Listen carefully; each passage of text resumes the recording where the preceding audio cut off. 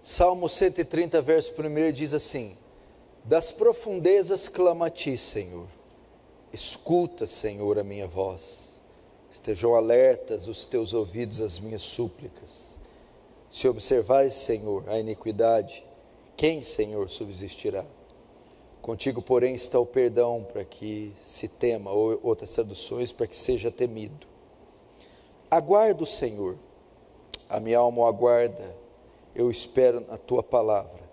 A minha alma anseia pelo Senhor mais que os guardas pelo romper da manhã, mais do que os guardas pelo romper da manhã. Espera, Israel, no Senhor, pois no Senhor há misericórdia, e nele copiosa redenção. Ele quem redime Israel de todas as suas iniquidades. Deixa aberto aí, fecha os olhos, vamos orar. Pai Santo, peço que o Senhor nos assista nessa manhã de domingo, envia-nos a tua graça, tua misericórdia, tua proteção, confortando nossos corações, perdoando nossos pecados, alcançando todos que estão aqui presentes nas suas necessidades. Não deixa ser um ajuntamento seco, árido, litúrgico, protocolado, mas que haja visitação da sua parte, mova corações, céus e terra, em favor do povo que elegeste, que compraste pelo precioso sangue do seu Filho. Oh Deus, não deixa que os poderes malignos, hostis, que os mentirosos, ardilosos, triunfem contra o seu povo. Aniquila suas obras, Senhor. Toma nosso coração, que às vezes está abatido, desencorajado, triste. Toma para ti e o consola nas suas aflições. Em nome de Jesus. Amém. Irmãos, vocês sabem que no domingo aqui eu estou fazendo uma pequena série sobre a família. Comecei com o papel da esposa, depois o papel do marido. Hoje nós iríamos para a segunda mensagem sobre o papel do marido. Na verdade, aqui, para vocês de manhã seria a primeira. Mas em razão dos acontecimentos dessa última semana, eu resolvi fazer uma pausa na série da família para trazer uma palavra de caráter mais pastoral a vocês, em virtude dos últimos acontecimentos, né? Faz já algum tempo que nós estamos sofrendo o jugo pesado dessa pandemia do coronavírus e todos os seus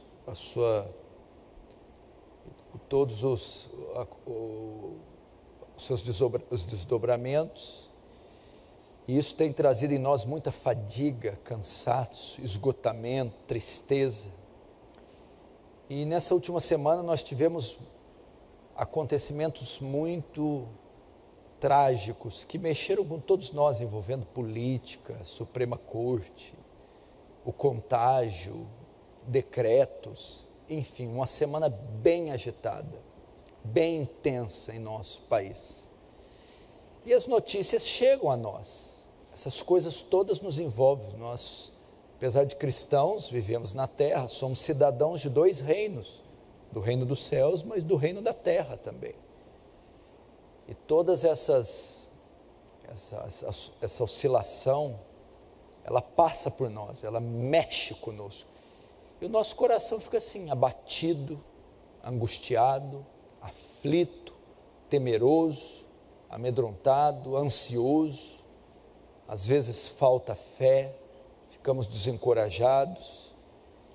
E necessitamos de Deus, necessitamos de uma palavra que nos sustente, que nos alicerce, que nos fortaleça nesses dias.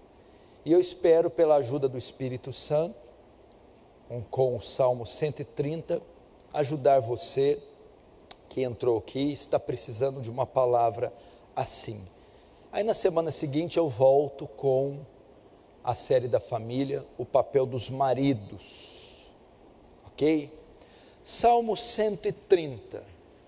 Bom, do que trata esse salmo? Quem é o autor desse salmo? O Salmo 130 faz parte daquela coleção de salmos chamado salmos de romagens, ou cânticos de romagem, de romaria.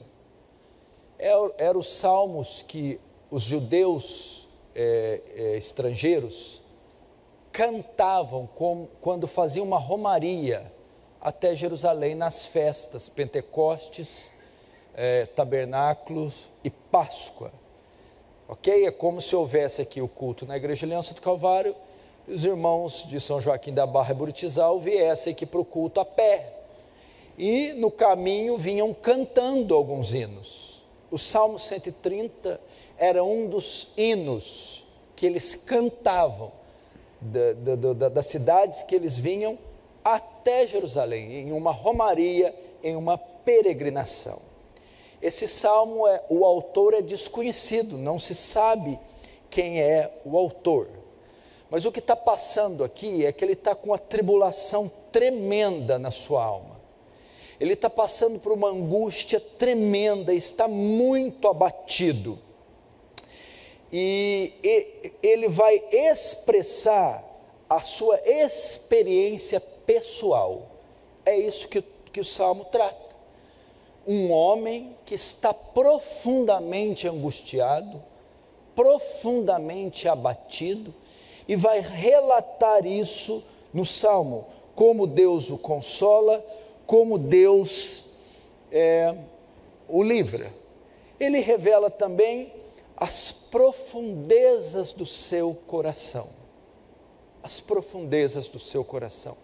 Então esse salmo vai servir para aqueles que estão com a alma abatida, que estão com o seu interior, fervilhando, com o seu coração tomado de certa angústia. De certa forma, esse salmo vai servir para todos nós.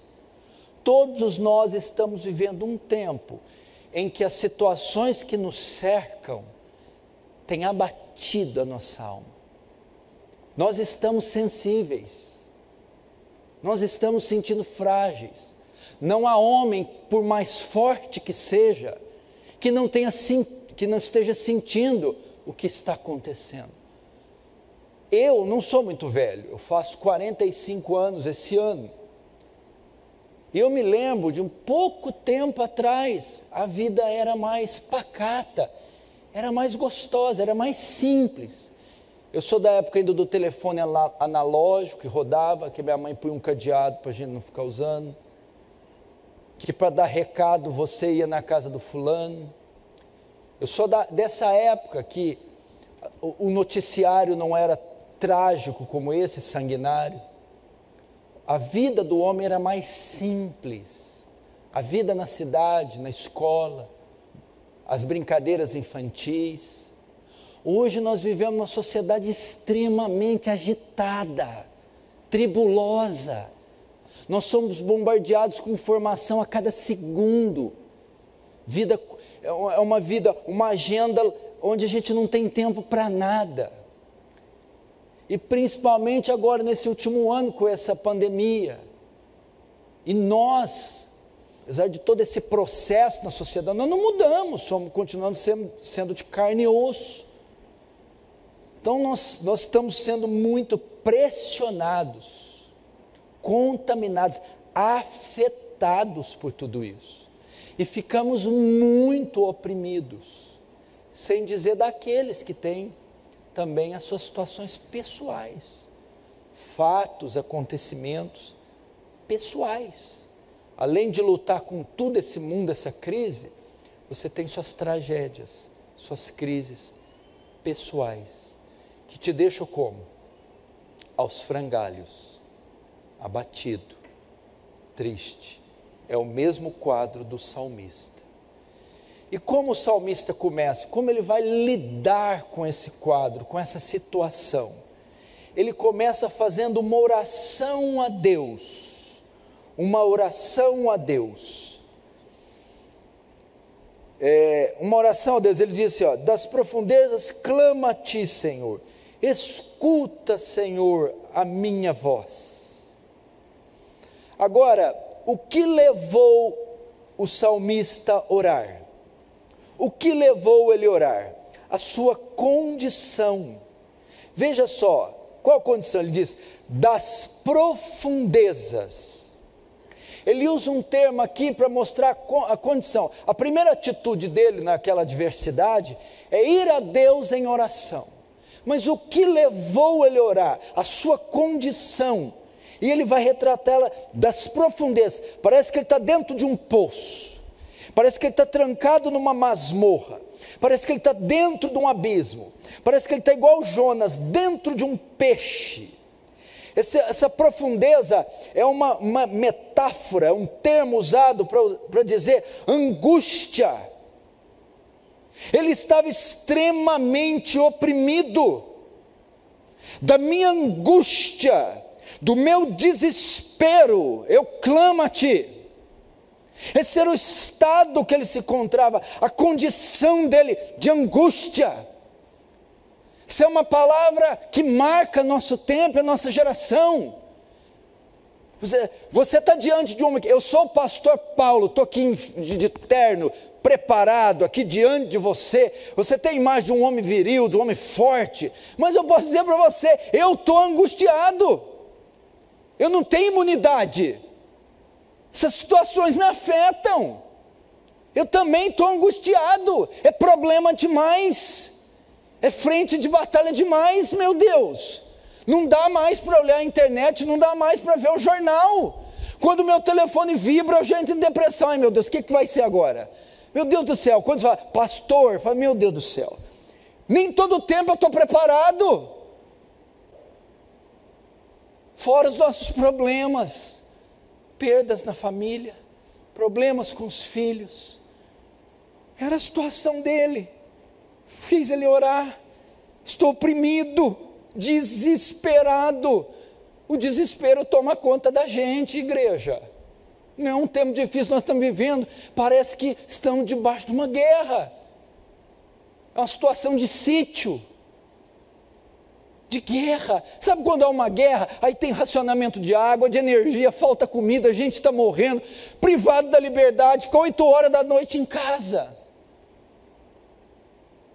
deixa a gente oprimido dessa situação, e muita mentira, e ninguém diz a verdade para a gente, não se sabe quando essa vacina vai vir, se vai alcançar todo mundo, algumas coisas acontecem na nossa vida que nos abatem fortemente, pode ser esse o estado que você entrou aqui, abatido,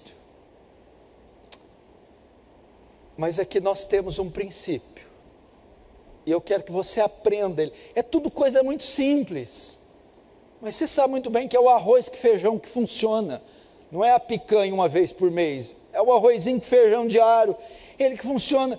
Temos um princípio, muitas pessoas quando estão nesse estado, angustiadas, atribuladas, abatidas ao extremo, elas tendem a correr de Deus, a se isolar, elas não atendem o telefone, elas não abrem a porta da casa, elas somem, elas se escondem, elas não querem vir ao culto, elas não querem abrir a Bíblia, elas correm de Deus. O salmista mostra o contrário, que a atitude dele foi, muitos se escondem, ele não, das profundezas clamo a Ti, ele foi até Deus, é nesse estado, lá do ventre do peixe, dentro da masmorra, lá no calabouço, na sua angústia, ele recorreu a Deus, ele foi a Deus, ele se dirigiu a Deus, e o fez em oração.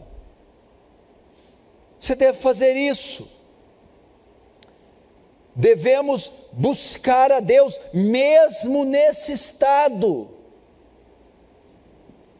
nas profundezas, clama a Deus, invoca a Deus, busca a Deus, a oração é um remédio sem igual, não despreza a oração, das profundezas clama a ti. Olha que coisas básicas, simples.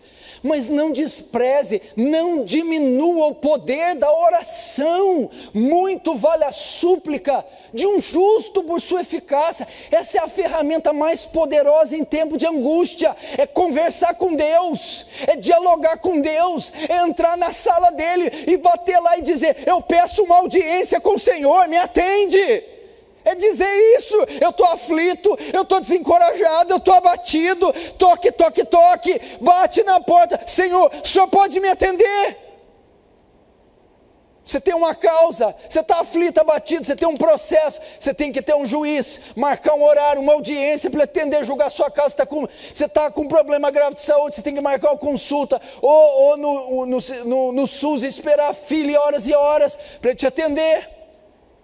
Se você tem um problema espiritual, meu irmão, peça uma audiência com aquele que não precisa de hora marcada, que não tem ninguém na fila, que pode te atender, e vai lá e desmonta, desmorona, vai lá e se joga e diz: julga a minha causa.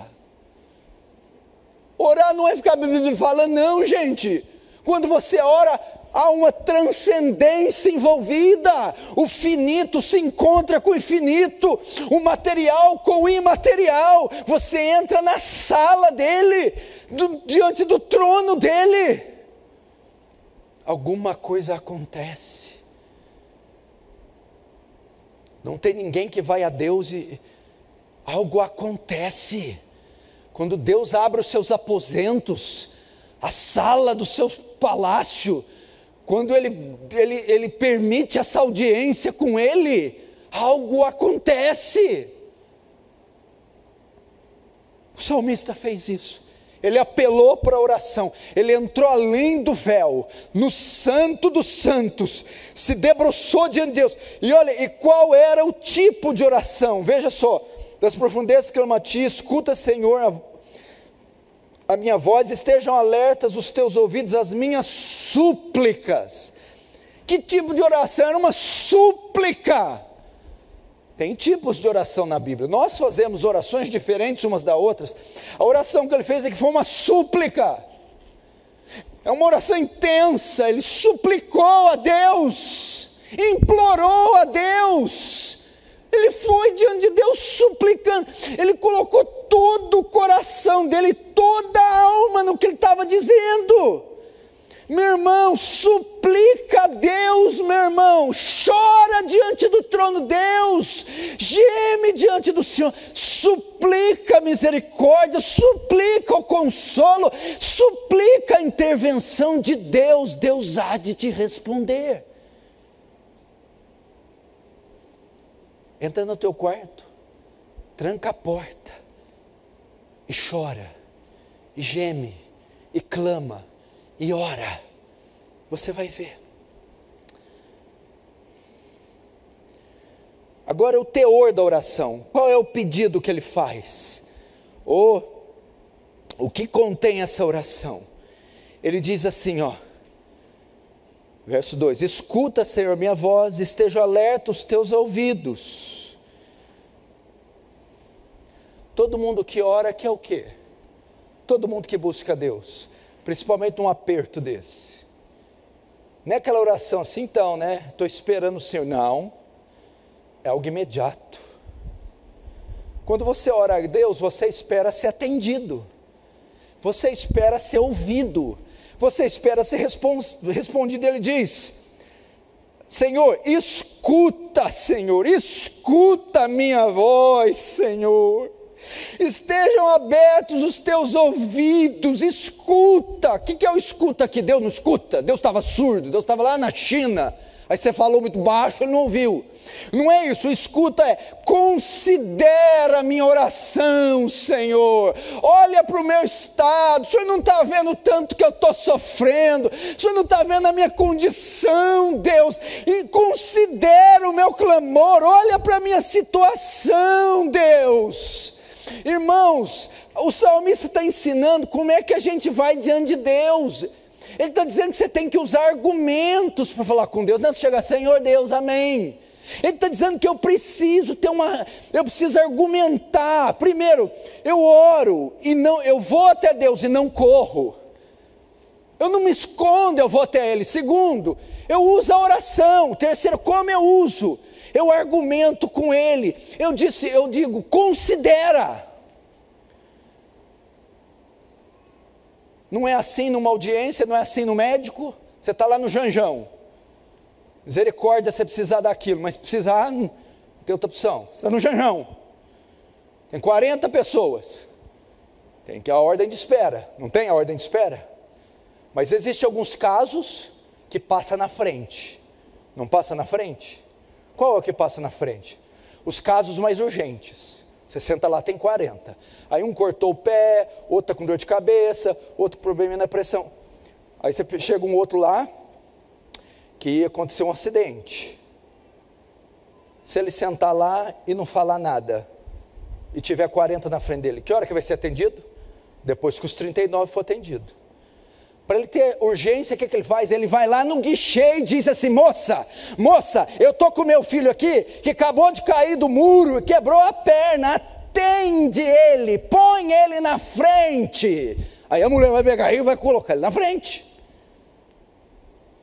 O salmista está dizendo aqui para você fazer isso, coloca ênfase. Ele está dizendo: considera, Senhor, olha para o que eu estou passando, olha para o que eu estou sentindo, olha para minha família, Senhor, olha para cá, volta teus olhos para cá, Senhor, atenta, Senhor.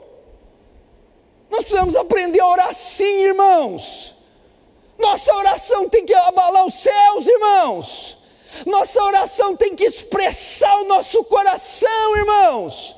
Nós temos que colocar em palavras o que está dentro da nossa alma, e Ele está aqui: escuta, abra os ouvidos, esteja alerta, considera a minha oração.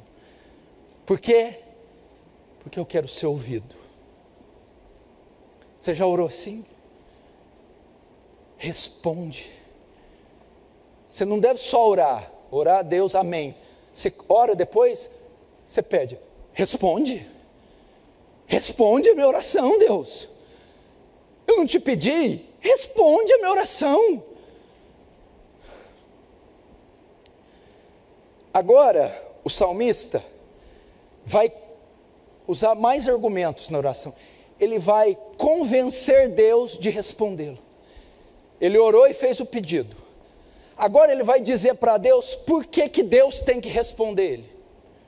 Ele vai usar alguns argumentos para tentar convencer Deus porque Deus tem que respondê-lo. E ele aqui dá 2 motivos. Veja só o verso 3. Se observares, Senhor, iniquidade, quem, Senhor, subsistirá? Verso 4. Contigo, porém, está o perdão, para que seja temido, ou para que te temam. O salmista aqui, presta atenção, ele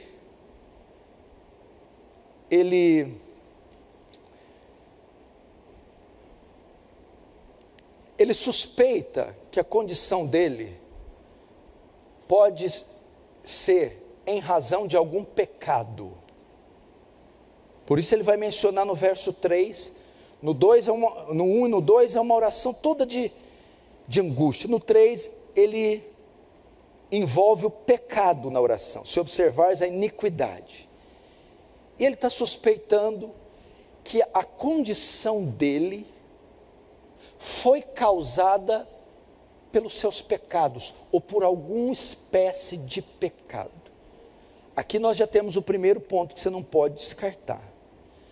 Quando nós estamos passando situações terríveis, a maioria das vezes nós só nos vitimizamos e queremos a solução. Muitas vezes nós não paramos para pensar na causa. Talvez a causa da angústia de alguns pode ser o pecado. Pode ser pecados pessoais nossos, que nós não estamos percebendo, assimilando, atentando. E o salmista colocou essa possibilidade. Só que aí, mesmo que seja pecado, Olha a ousadia, o discernimento desse homem. Ele vai argumentar, ainda assim, eu quero que o Senhor me responda.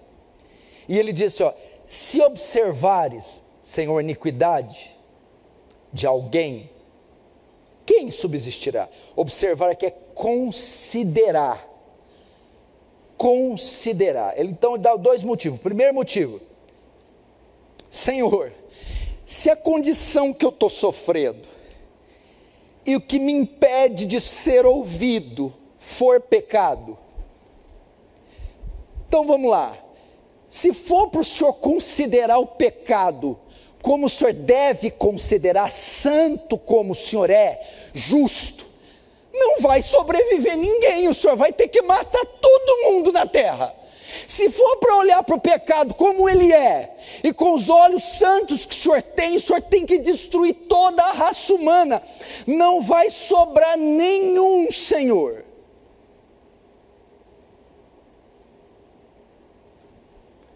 É isso que ele vai dizer.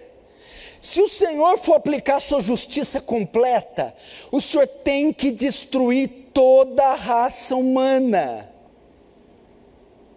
Então o que ele está dizendo aqui? Se observares, se considerar a iniquidade, quem subsistirá? O salmista diz assim, eu sei que o Senhor conhece todos os meus pecados, eu sei que eu posso ter falhado, eu sei que a causa do meu infortúnio possa ser meus pecados, mas eu peço, não considera eles.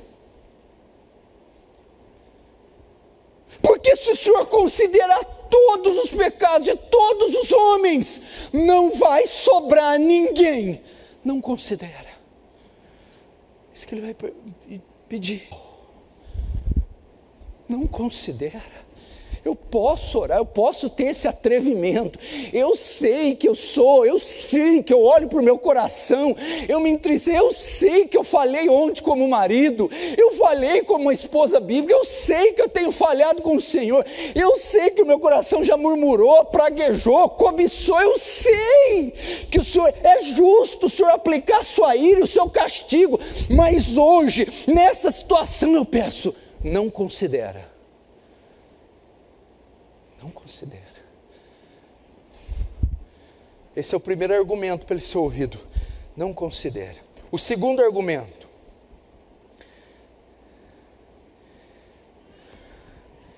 Olha que tremendo o segundo argumento. Aí Deus podia falar assim, Mateus. Mas quem falou que existe essa opção de não considerar? Como assim? Como é que eu vou passar por cima da minha justiça?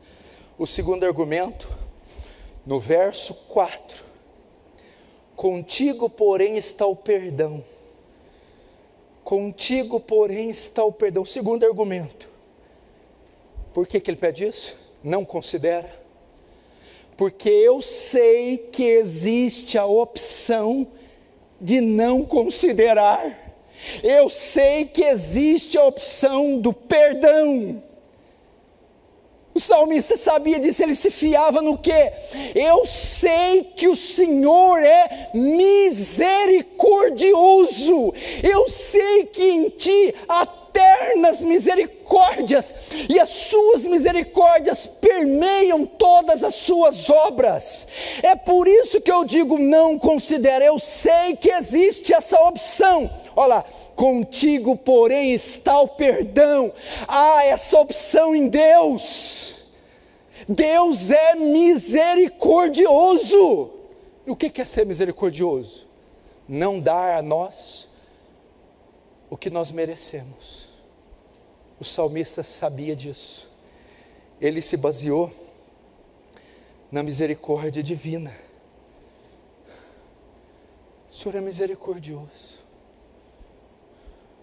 Ei, atributo que eu gosto é esse aí, viu? Ei, atributo tremendo. A misericórdia. Quantas vezes, Renan, ele já poderia ter te matado, e ele não fez. Quantas vezes eu mereci, mas a misericórdia, ela é grande demais. Eu não merecia estar respirando. ter mulher, ter filhos, ter saúde, mas a misericórdia dele me poupa. Ele é misericordioso. Então, o segundo argumento, por que ele tem que ser ouvido? Primeiro, se for para considerar de todo mundo, não vai sobrar ninguém. Não considero o meu. Segundo, porque eu sei que há a opção de não considerar a misericórdia. E terceiro argumento, contigo, porém, está o perdão para que te temam, para que sejam temidos. Ele está dizendo assim, olha que tremendo, olha que argumento, está vendo como é que você deve orar? A ideia é assim, por que eu tenho que abençoar você? Por que eu tenho que livrar você? Por que eu tenho que poupar você? O salmista vai dizer, por causa do Senhor mesmo. Por causa do Senhor, porque se o Senhor me perdoar, se o Senhor me livrar, se o Senhor me abençoar, os outros verão o livramento e temerão o seu nome, será um testemunho para o seu nome será glorificado, seu nome será temido, muitos virão à fé, pelo que o Senhor fará a mim. Imagina Deus, estou gostando do argumento, hein? Interessante. Está entendendo? Vamos aprender a orar assim. Assim, vamos argumentar com Deus, gemer diante de Deus e em oração, suplicar e dizer, Deus não considera. Você vai orar assim, a partir de hoje. Porque eu sei que a opção da misericórdia, você vai fazer igual o cego Bartimeu. Jesus passava e ele dizia, Jesus, filho de Davi, tem compaixão de mim. E os discípulos repreendiam o cego, que gritava mais alto, Jesus, filho de Davi, tem compaixão de mim. Sabe o que a Bíblia falou? Jesus estava passando.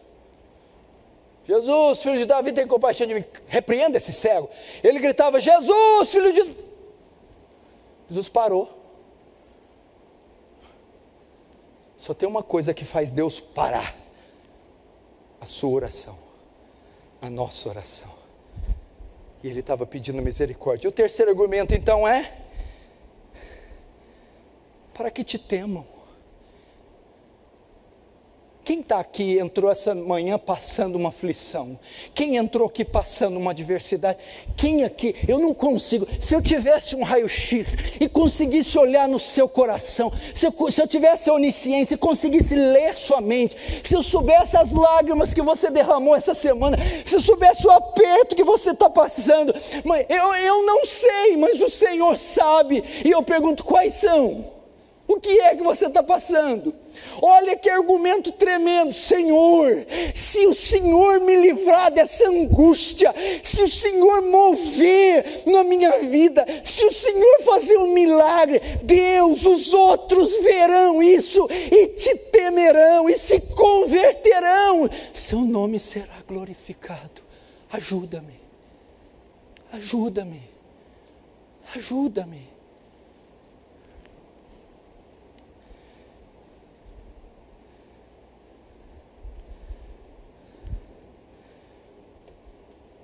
E não só isso, o Salmo ele é incrível. Tem um quarto argumento aqui,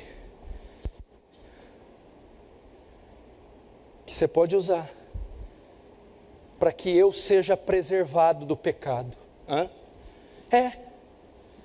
Porque o perdão de Deus, não é uma alforria para eu pecar mais. Senhor, se o Senhor me perdoar, eu vou te temer, vai e não peques mais. Você não vê um relato que a prostituta pecou mais. A prostituta é uma endemoniada, cheia de pecado. Mas quando ela recebeu o perdão, Cristo foi temido. Senhor, para que ao ver sua misericórdia, poupando quem não merecia, livrando quem não é digno, eu seja tomado de tal temor, que isso me leve à santidade, que isso me leve ao constrangimento, a dizer, como Deus pode fazer isso com alguém como eu? E uma vez recebido, como eu posso fazer isso com alguém como Deus?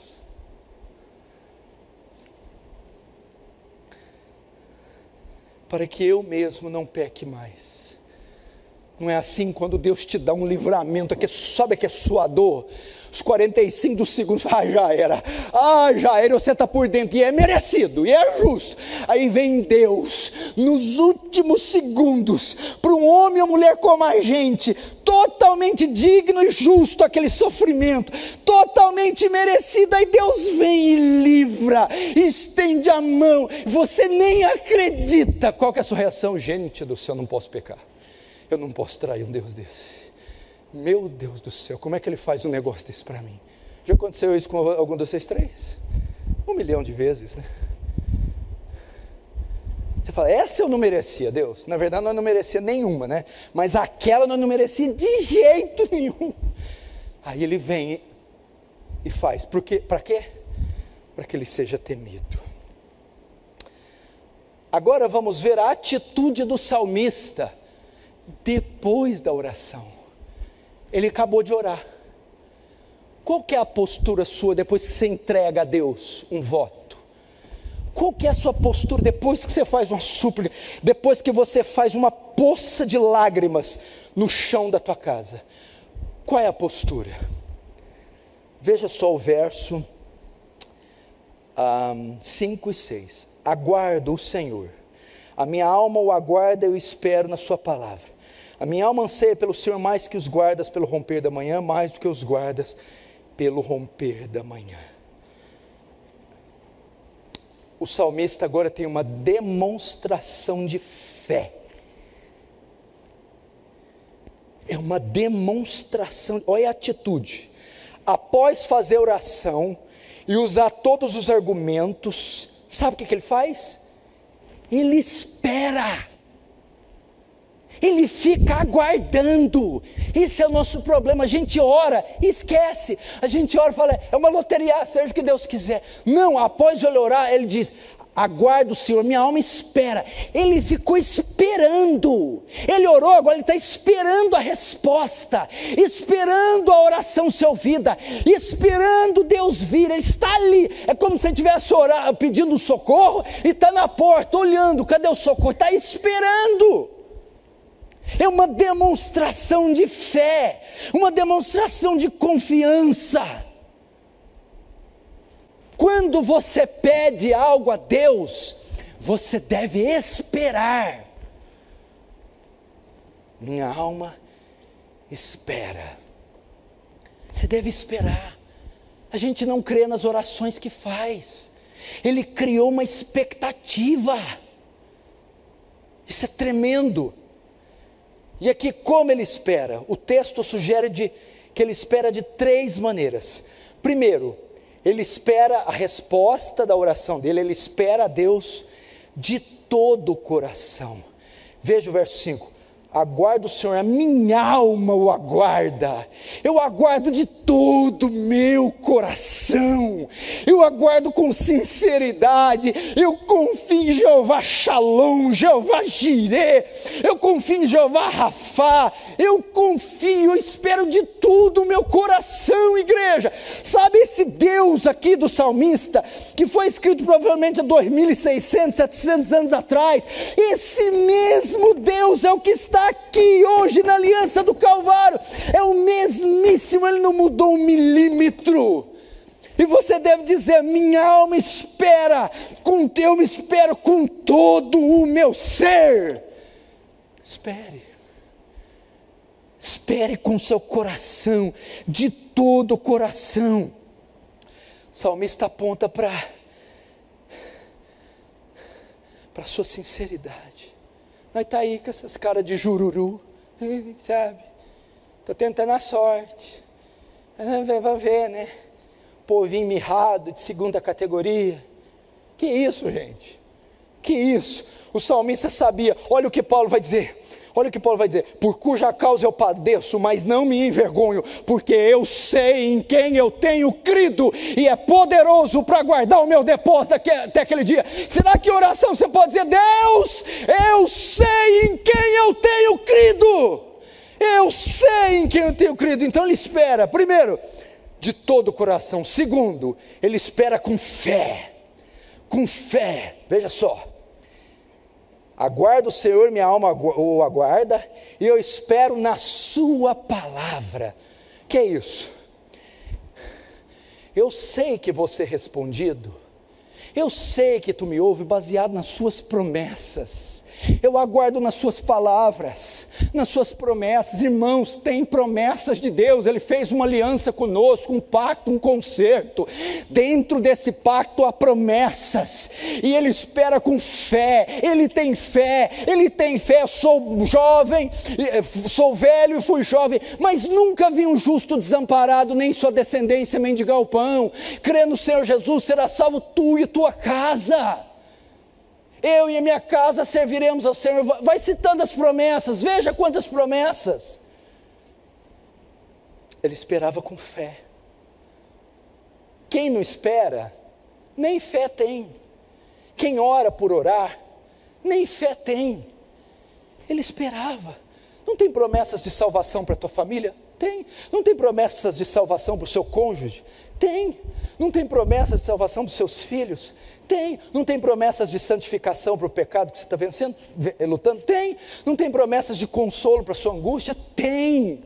Não tem promessas de provisão financeira? Tem. Não tem promessas de livramento físico? Tem. Tem promessas, e ele está dizendo: não, eu sei em quem eu tenho crido, eu conheço, a ideia aqui é, eu conheço a aliança, Ele é o Deus da aliança. A palavra Senhor aqui é Yahvé, é o Deus do Sinai, é o Deus da aliança. Eu espero nele, porque eu fiz com ele uma aliança, eu espero em suas promessas. Espere, igreja, com fé, espere de todo o seu coração. Terceiro, ele espera com ansiedade, oh glória, com expectativa. Olha o verso 6, a minha alma anseia pelo Senhor mais que os guardas pelo romper da manhã. Qual a ideia aqui? Ou eram pastores das vigílias da noite, ou sentinelas que guardavam a porta de um palácio. Então o turno do sentinela era mais ou menos ali, vamos colocar 6 da tarde até às 6 da manhã, 12 horas, aquela madrugada toda, escura, gelada, sombria. E quem faz isso, igual o Mauri faz, é você que está aí, cabelinho branco, deve ser você, né? Porque eu estou lembrado do cabelo preto, né? Mas o Mauri faz isso. Quando vai entrando na rotina, vai passando 3 da manhã, 4 da manhã, vai dando ansiedade para o turno terminar, para o gelo da madrugada acabar, a escuridão se dissipar e o sol raiar. Então ele voltar para casa, ver a mulher e os filhos. Então dava no guarda, na sentinela, ansiedade, expectativa, anseio para a noite escura passar e chegar o amanhã. Ele esperava em Deus como esse guarda, ele ansiava. Que é isso? É com expectativa. Eu orei, Deus há de me responder. Eu estou ansioso para ver o livramento que Deus vai operar. Estou ansioso para ver o agir, porque eu sei que Ele agirá. É assim que você fica depois que ora? Ansiedade pelo livramento.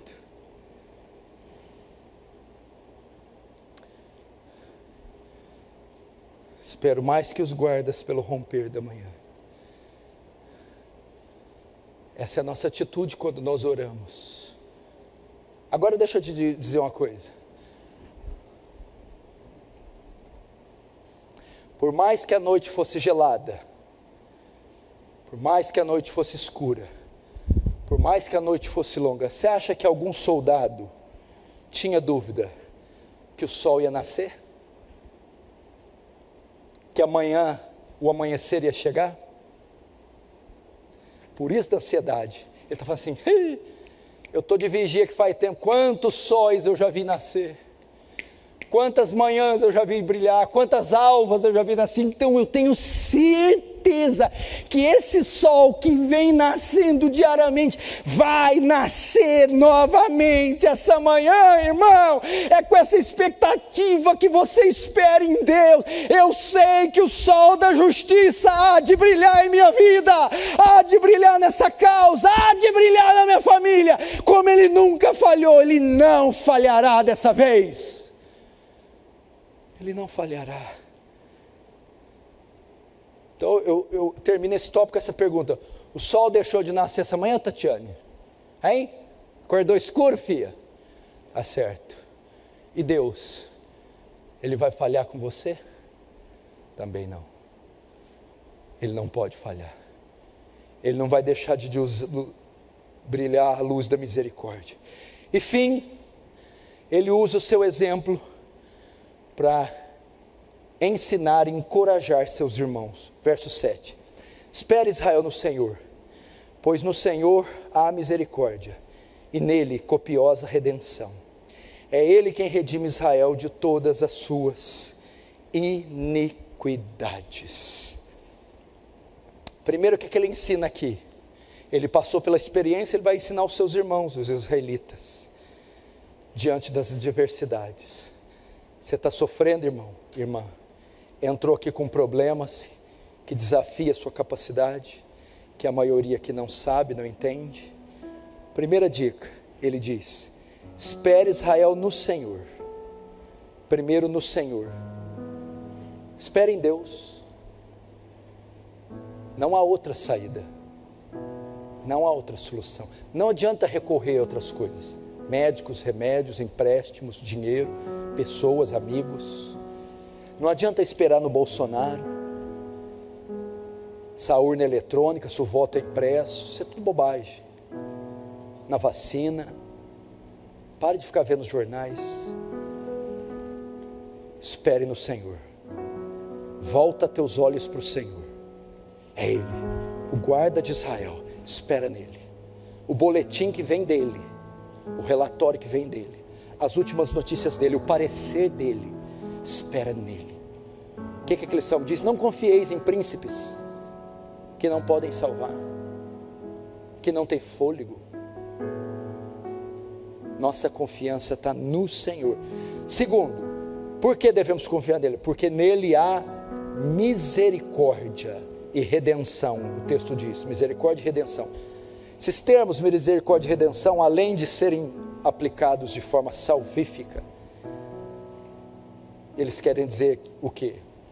Espere nele, porque nele há a solução, nele há a saída, nele há a resposta. E como há? Salmo 2 diz que não há um justo que tenha clamado a Deus em toda a história de Israel e não tenha sido salvo, porque nele há resposta. E terceiro, verso 8, é ele quem redime Israel de todas as suas iniquidades. E se o seu caso for como do salmista, pecado, assim como ele perdoou o salmista, ele pode perdoar você. Essa é a ideia. Ele que redime Israel. Ah, pastor, mas o meu problema é pecado. Ok, assim como ele me perdoou, ele pode perdoar você. Amém? Essa é a palavra, meu irmão. Do fundo do abismo, da angústia da alma, do aperto que você está sofrendo, do desespero, clama a Deus, clama a Deus, vai até Deus e vai com esses argumentos. Amém? Vamos fechar os olhos, curvar a cabeça.